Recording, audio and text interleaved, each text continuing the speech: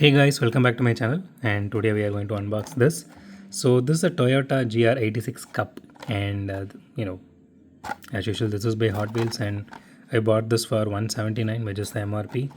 So this is from the J Import series. So we did unbox this GR86 by Tomica and also by Majorette, if I'm not wrong. I remember unboxing on Majorette GR86, but Tomica I definitely have. I'm sure about it. I mean, Tomica did really well on this casting, except for the part where they painted out the headlights. But the casting was really solid. So, if you didn't check that video out, check in my Tomica playlist. If anyone more specifically loves Tomica, they will love that playlist. Just, I personally love Tomica so much. Okay, so here it is. So the first impressions of this car, okay, it looks nice. So okay, I don't see much of a paint damage here except for this part here.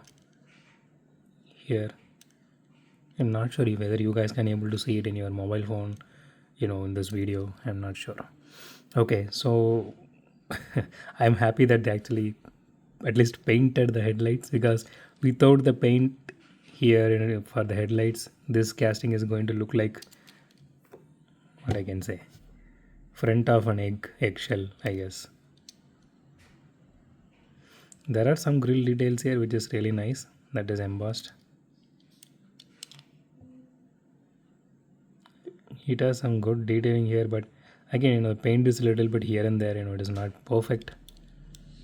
As usual, there are no taillight details, nothing in the back. I think this is supposed to be the exhaust in the middle, if you see, but there is nothing there. So the body is fully made of metal and the chassis is plastic. Let's do a roll test real quick. Okay, it does roll really well. It does have some wheel wobble to it, very little, not too much, very little.